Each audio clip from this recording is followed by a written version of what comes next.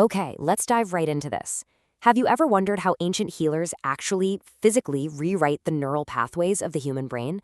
You know, we often tend to think of mystical healing and shamanism as, well, pure magic, or myth, or just fantasy. But what if it's actually deeply rooted in hard neuroscience? In this explainer, we're going to explore that fascinating intersection where ancient spiritual practices meet modern biological science. Take a look at this incredible quote. It was recorded by the Danish Arctic explorer Knud Rasmussen. He was actually speaking with an Eskimo shaman who described his initiation like this: "I had gained my enlightenment, the shaman's light of brain and body." I mean, really notice those specific words there. He didn't just feel some vague, ethereal, spiritual shift. No, he grounded his enlightenment in the actual physical sensations of his brain and his body. It was a tangible, physiological transformation. So welcome to this explainer. Today, we're going to examine shamanism through a completely different lens. We aren't just looking at it as a system of beliefs. Instead, we're exploring it as a deliberate, highly reproducible technology for altering consciousness.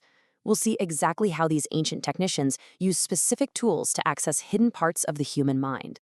Here is our roadmap for today.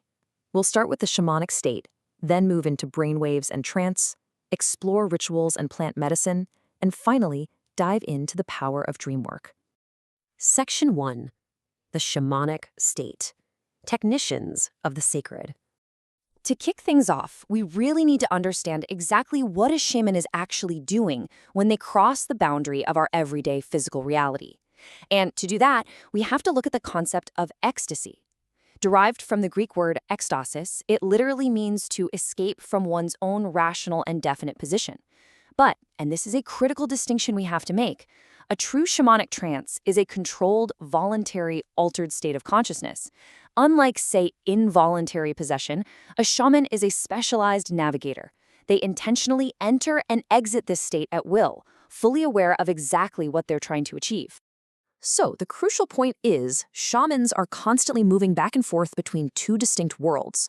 On one side, we have ordinary reality, the rational mind, the everyday world, our standard culture-bound thinking. But on the other side is non-ordinary reality, a highly symbolic, visionary realm. Shamans literally bypass ordinary reality so they can interact with the numinous forces of nature, and they do this specifically to gather information and solve very real everyday problems for their community. Section 2. Brainwaves and trance. Tuning the radio dial. Now let's transition seamlessly into the hard science here, because this is where it gets really cool. Think of the human brain as a highly advanced radio dial. It can physically tune in to entirely different frequencies of reality. Let's look closely at this dial. Science shows us that different brainwaves perfectly correspond to different states of consciousness. Up in alpha, around 7 to 13 hertz, you've got your standard relaxed mindfulness, kind of like daydreaming. Drop all the way down to delta at 0.5 to 4 hertz, and you are out cold in deep, dreamless, regenerative sleep. But the absolute sweet spot for the shaman, that's the theta frequency, sitting right there between 4 and 7 hertz. This is the domain of deep journeying, intense intuition, and vivid waking daydreams. This is the exact frequency shamans are aiming to hit. And this brilliantly illustrates exactly how they get there. The drum. Now, the drum isn't just some musical instrument used for ambiance. It is an ancient, highly effective neurological tool. Rhythmic drumming actually synchronizes with the human brain. It physically slows the brainwaves down, pulls the mind out of its normal waking beta state, and locks it directly into that crucial theta frequency. Specifically, we're talking about a steady drum beat of exactly 70 beats per minute. This precise rhythm acts as a powerful catalyst. It automatically induces that data trance state we just talked about. It completely circumvents your rational, analytical left brain mind, which allows the shaman to enter a non-ordinary reality without actually having to put in any conscious effort to quiet their thoughts. The rhythm literally does the heavy lifting for them. But it's not just about brain waves, right? It's also biochemistry. Things like extreme exertion, fasting, and these rhythmic rituals trigger something absolutely incredible in our biology. Candace Part, the neuroscientist who famously discovered the opiate receptor, actually helped us understand this. It turns out, these intense shamanic practices release massive amounts of endorphins directly into the brain's opiate receptors.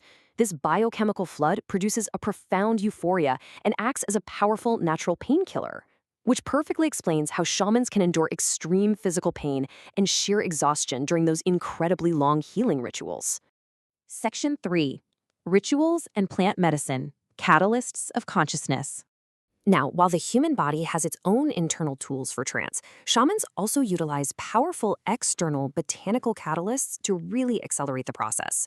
We're talking about sacred plant medicines, things like the San Pedro cactus, which contains psychoactive alkaloids used to clear deep psychological wounds. Then there's ayahuasca, commonly referred to as the mother of all plants by Amazonian shamans, and psilocybin mushrooms, utilized to radically expand awareness and heal trauma. It is absolutely vital to understand here that in shamanic cultures, these are not used as recreational drugs, not at all. They are deeply revered allies, administered in strict ceremonial settings to help shamans rapidly bypass the ego and enter those deep trance states. Now, what's really interesting about this is the core functional purpose of these plant medicines. Shamans believe you simply cannot enter the world of the spirit until you suppress the chatter that continually goes on inside the brain. So the true function of these botanical tools is to completely shut down that constant, culture-bound, left brain inner dialogue. By silencing the chatter, the practitioner is finally able to perceive the deeper realities just waiting beneath the surface. Section 4, the power of dream work, the ultimate journey. But what if you don't have a drum, or you don't have access to plant medicines? Well, you actually still have access to the most natural, universal shamanic state of all. It's a state we literally enter every single night: sleep. Look at this beautiful word from the Wind River Shoshone people, Navujiaap. It signifies both soul and dream. You see, in many shamanic cultures, the dreamscape is absolutely not viewed as some private, random hallucination created by your subconscious. No, it is an entirely shared reality. It's a literal, concrete space where the soul wanders off to gather knowledge, interact with helping spirits, and actively solve problems, all while the physical body is resting safely. And the historical stories of this dream navigation are absolutely incredible. Take the legendary anecdote of the sleeping Boreat shaman. A demon was allegedly coming to steal his village's cattle. So the shaman tied his horse to a post in his tent, lay down with his axe under his pillow, and just went to sleep. But while his physical body slept, his spirit soul reportedly entered the dreamscape and transformed into a bee. Carrying his miniaturized axe, this bee flew under a bridge and chopped away the pillars, destroying it and sending the demon crashing into the river. When the shaman woke up, the physical threat to the village was gone. In the shamana worldview, the dream world is a place of active, potent defense and creation. Let's move to and see how this builds into something highly practical for you. You can literally train your own mind to access this shamanic dream time using the lucid dreaming method taught to Carlos Castaneda by his teacher, Don Juan. It's basically 3 steps. First, keep a notepad by your bed so you can immediately record your dreams upon waking. Second, as you fall asleep, firmly resolve to consciously participate in dream time. And the third, absolutely crucial step: while you're dreaming, actively look for your own hands. The moment you find and recognize your hands in a dream, you seize control of the dreamscape. You transform an unconscious state into a deliberate, visionary journey. Which brings us to our final thought for this explainer. The evidence from all these sources makes it incredibly clear that these ancient techniques, whether it's that 70 beat per minute drumming, specific botanical catalysts, or disciplined dream work, they are actually sophisticated, reproducible methods for chemically and neurologically shifting our consciousness right into that theta state. So I leave you with this. If ancient rituals can systematically rewrite the brain to heal and expand awareness, what other frequencies on the mind's radio dial have we completely forgotten how to tune into? Thank you so much for exploring this fascinating topic with me, and keep your curiosity alive.